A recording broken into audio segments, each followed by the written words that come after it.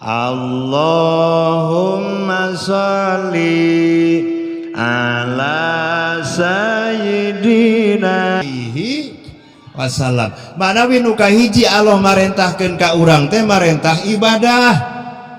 Naon ibadah teh? Al ibadatul ismi jawahir. Mana dalilna? Wa ma khalaqtul jinna wal insa illa liya'budun. Jin teu pati-pati kami saur Allah ngajadikeun jin jeung manusia angin supaya ibadah salat ibadah kade salat teh ibadahnya dunya ngan salat anu ibadah eta teh sing dugi ka ubudiyah tadi tik kitu lantaran Allah marentahna lain ibadah wungkul tapi marentahna sareng ubudiyah. Nikah ibadah tapi kade nikah oge kedah sareng ubudiyah.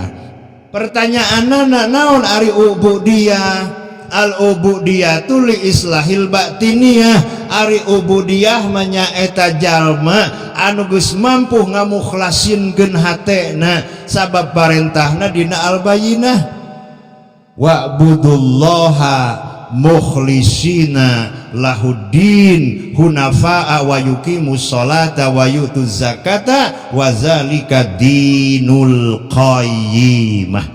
Gerapek ubudiyah aranjeun sakabeh ka Allah Subhanahu wa taala wa'budullaha mukhlisina lahuddin sarta ikhlas lurus dina agama Allah Subhanahu wa taala. Maka Allah marentah tauhid ka urang sadaya. Kade Allah marentah tauhid ka urang sadaya. Naon sababna Allah marentahkeun tauhid ka urang sadaya? Sabab aya dosa nu panggede-gedena. Naon dosa nu panggede-gedena teh? Anu kahiji nyaeta di mana urang milaraan atanapi musyrik ti Gusti Allah. Ari musyrik teh Bapak Ibu kabagi dua.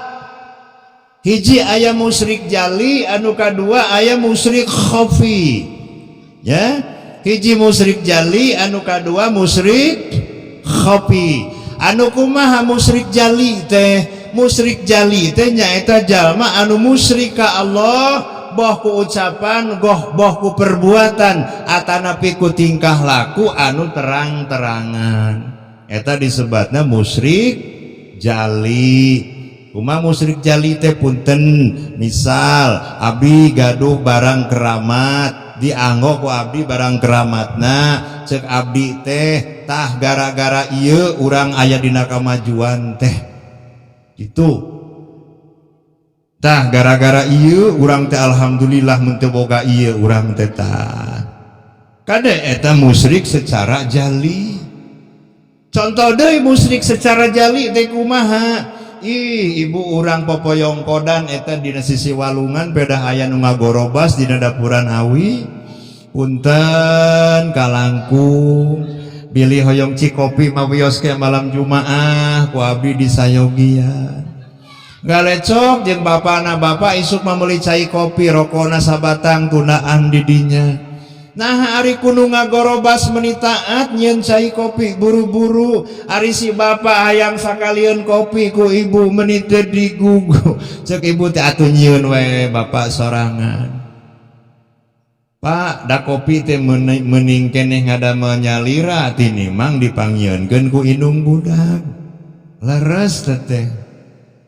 Nah make jeung kitu nikmat menang sorangan mah kopi teh. Da abdi mah salamina ge tari dipanggeunyuhkeun kopi ku indung budak. Sok ku abdi we nyalira.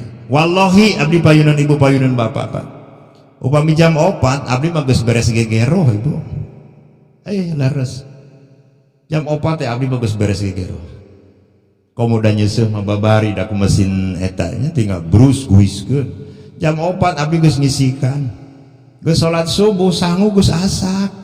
Pun bojo gugah bade sholat geus asak sangu geus beres gegero nyeusehan tinggal moekeun. Nah mun eleh kitu ku pamajikan da pamajikan mah teu boga kawajiban nyeuseuh. Da pamajikan mah teu boga kawajiban nyangu. Da pamajikan mah teu boga kawajiban gegero tak ari pamajikan mah lamun nganggo tinggal rap lamun tuang tinggal tinggal calik dasadayana ge kawajiban saha kawajiban caroge wallahi Pak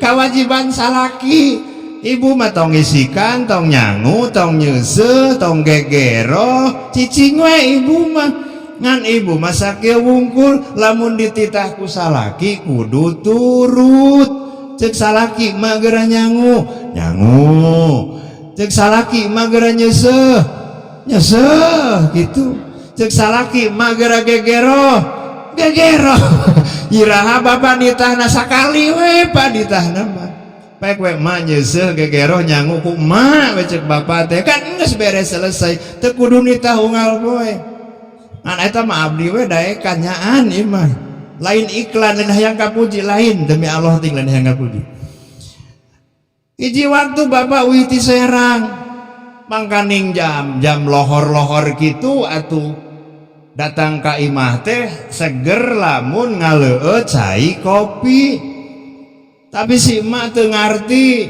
datang salaki teh kalajongjon we dina TV mak aya kopi apaan bea kamari can meuli jeung atuh meuli kela kagok can iklan antong bapak antong bisi pi omongeun geus we ngingkig da teu jauh warungna ge cik meuli kopi 2 jetrekeun nah heur cai ku sorangan tinyuh ku sorangan calik bari jeung ngaroko suruput nu hoyong kopina saha urang nu meser kopina saha urang nu naheur caina saha urang nu ninyuhkeunana saha urang nu nyuruputna saha nu menikmatina saha alam dunya teh caang moal aya riributan kitu ulah amek-amekan keun we si mama cenah senang